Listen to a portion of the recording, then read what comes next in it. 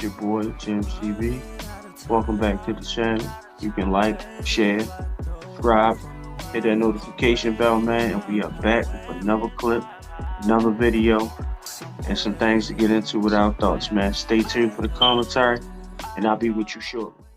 This is your boy, Jim CB, and we are back with another video for the channel, man. And yo, the craziest thing, bro. It popped into my head, man. So the real reason behind this Taxstone and Troy Ave situation, my thoughts are basically how I'm feeling. Troy Ave is stunting. The truth of the matter is the way the beef even started, because people have this false narrative, oh, Taxstone was a bully. Taxstone was bullying Troy Ave. Taxstone was picking on Troy Ave. Taxstone did this. Taxstone was the aggressor. No, it's not how that happened. So me paying attention, because I used to be a Troy Ave fan, slightly. I got introduced to Troy Ave the same way I got introduced to Kevin Gates. When I heard the Pusha T project that they were both on. Now, I listened to this Pusha T project, and he had a song. These bitches ain't shit, but hoes and tricks. But baby girl, you different. First time I heard Kevin Gates. Then I had to go back and listen to some of the projects he had out, songs like Satellite and Roaming Around. Right? Same thing happens with Troy Ave. I've been trapping on this road while I get this dough. All on the Pusha T project. That's how I found out about these two gentlemen. I'm not ashamed of it, but I didn't, like I said, I went back. So Troy Ave drops a New York project, cool.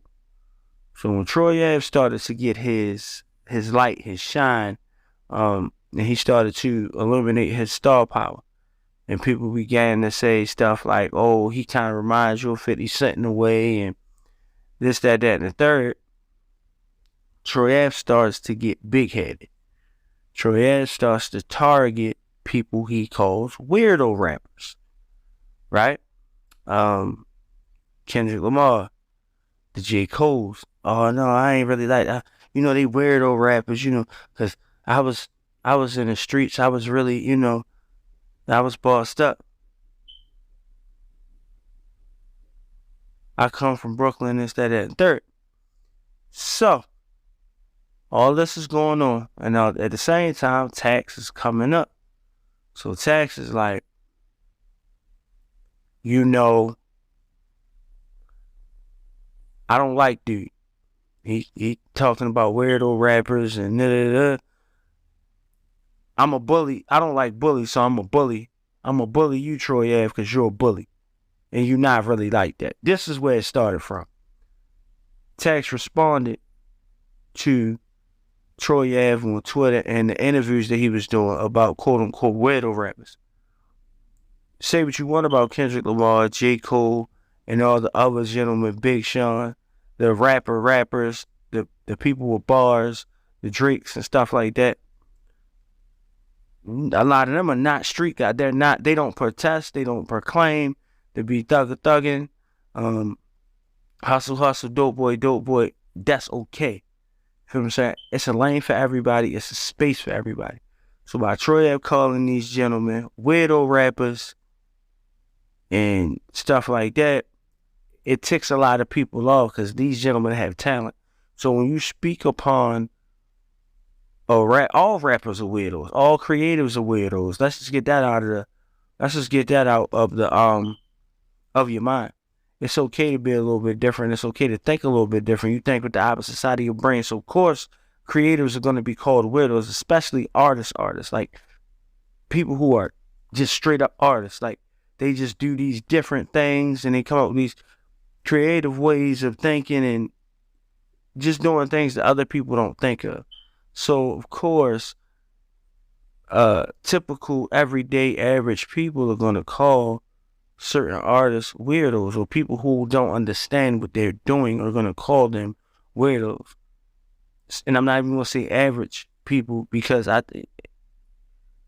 People are who they are, put it to you like that. So that's what started the beef. And they were going back and forth for the longest time. And even Troy Ave, when he testified in the situation, when he took the stand, he stated that, oh, Banger was like, oh, I'm about to, and he was like, man, go ahead. I don't think that's how that happened. I think Troy Ave was instigating the situation and saying, oh, there go bro right there. You know what I'm saying? Because come on now, you're not being 100% accurate when you tell the story. You're telling the story to favor your side. And at the end of the day, both gentlemen were wrong in the situation. They should have stayed online, stayed on wax, stayed on the internet. Should have never got that far.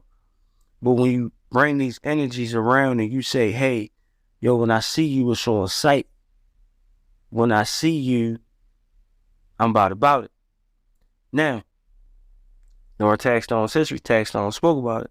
Being shot, being in the streets, doing things that gentlemen do. And he stated, yo, rappers thinking they gonna come up to me with their entourages and they gonna pound on me and stomp me out. They got another thing coming. Y'all go to jump me with your entourage. It is bow bow wow. That's what he said. Now, Troy Ave heard this. I'm like everybody else heard this. The situation at Irving Plaza, y'all both stood on what y'all stood on. Hey, he's like, yo, y'all rapping niggas think y'all tough, and y'all really not from that. Y'all got a bunch of dudes with y'all and y'all entourage, and y'all jump me, and I got that blicky on me. It's up, right? Trife Gangsta was like, no, Banger was one of those guys who stood on business. He always questioned why it was his brother around Troy Ave. So see, that right there in itself, like Joe Budden said, yo, Troy Ave's a doof. Trife Gangsta said it when the incident first happened. He's a bozo.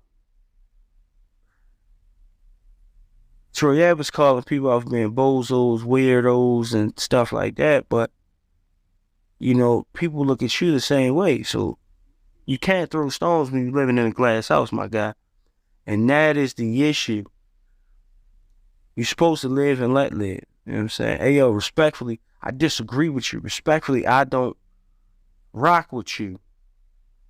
But the live and let live mentality allows you to say, hey, I ain't rocking with what you do over there.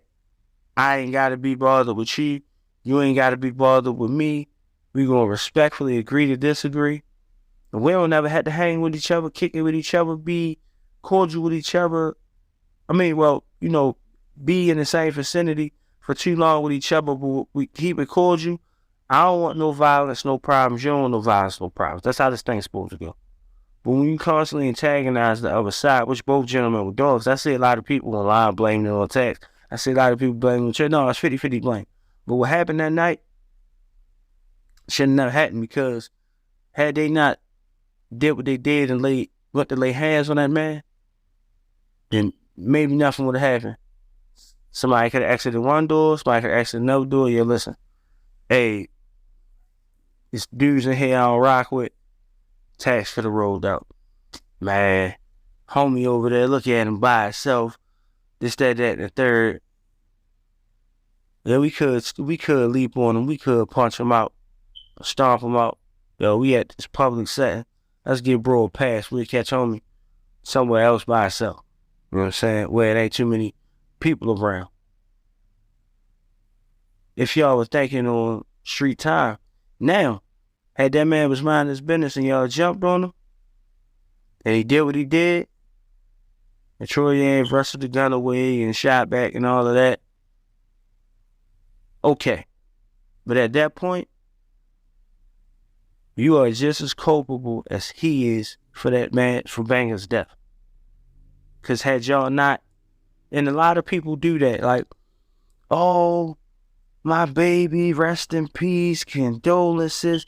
My Doug was a soldier. He was innocent. Everybody's life is valuable. So yes, condolences. Yes, rest in peace. Yes, respectfully. All of that.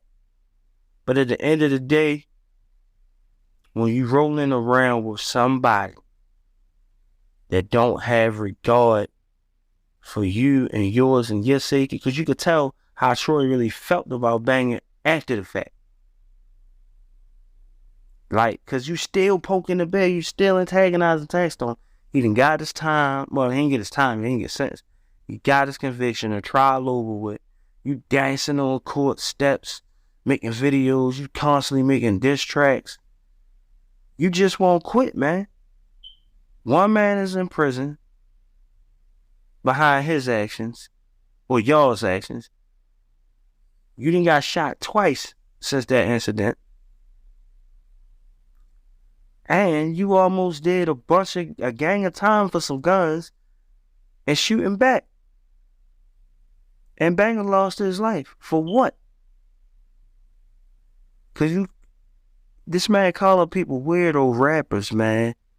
And bozo, and he's still poking fun. It's like he's like Tekashi in a way. Not to say that, he ain't telling a gang of people. I mean, the situation was basically, hey, yo, listen, if you don't tell on Tax and take the stand, your ass gonna do this time right here. And I guess he felt that pressure and was like, but if you were street people handle it in the streets. Now, granted, the wiretaps and stuff like that kind of sealed his fate, but that could be admissible in court because it could be perceived as hearsay. You know what I'm saying? Your testimony pushed that hearsay to the front, like, okay, it's confirmed now. You confirmed their suspicion because it's hearsay. Oh, Tex, you shot at the club, right?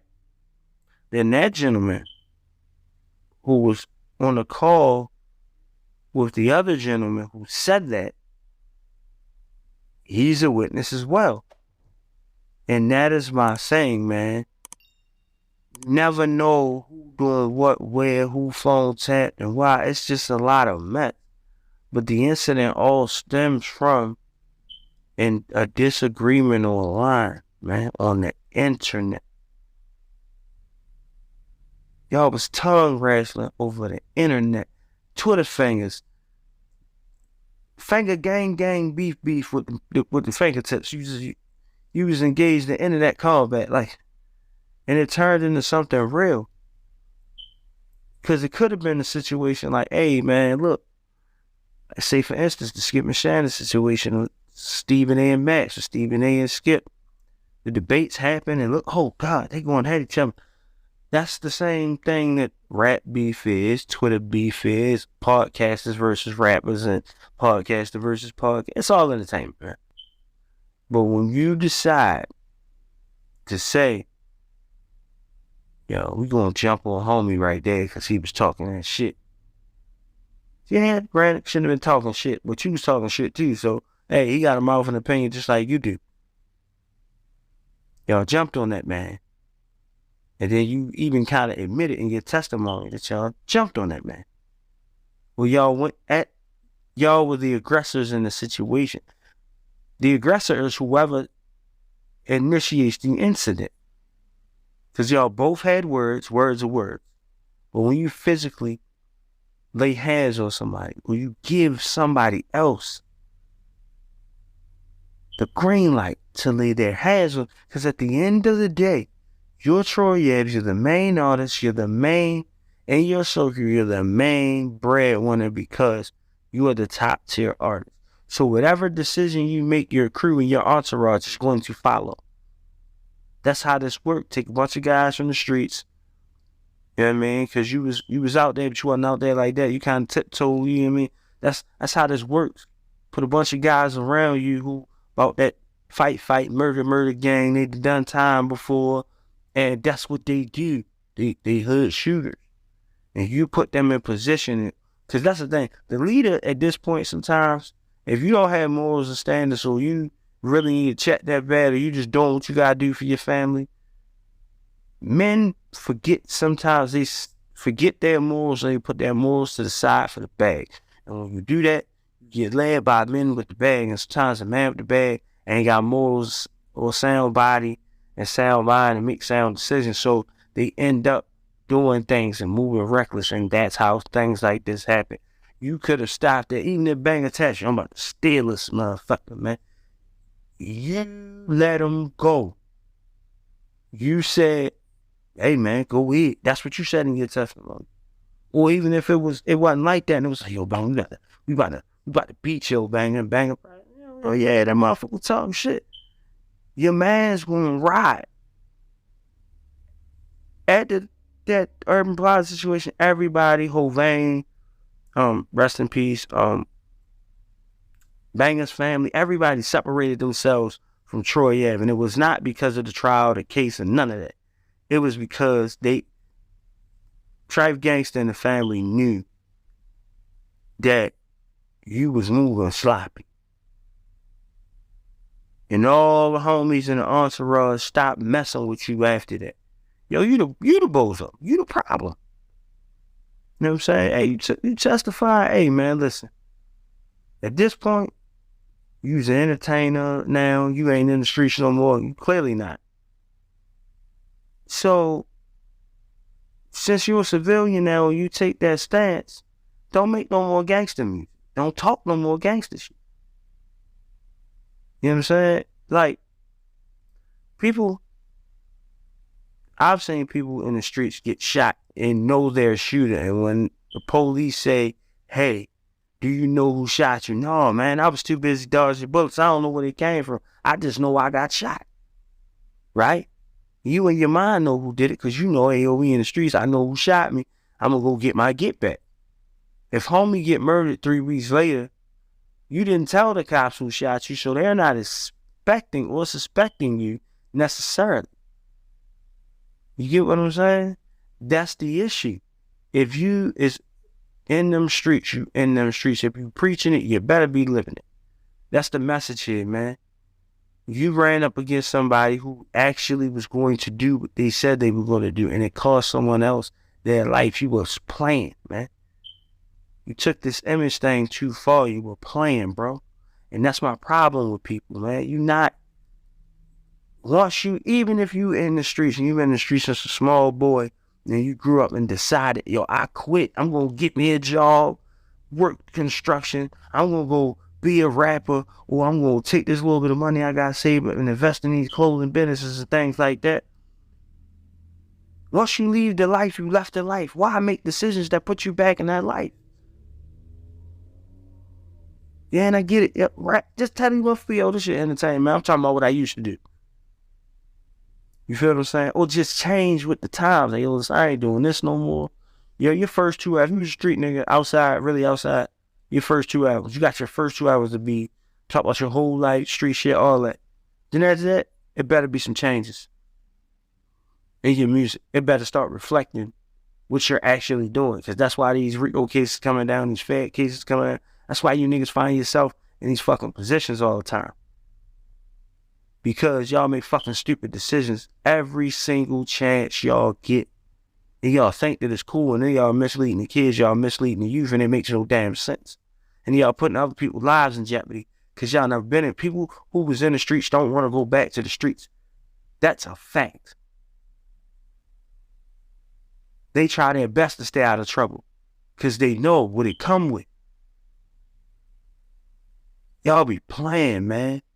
Right now, got a job, working, same place, 15 years. Me,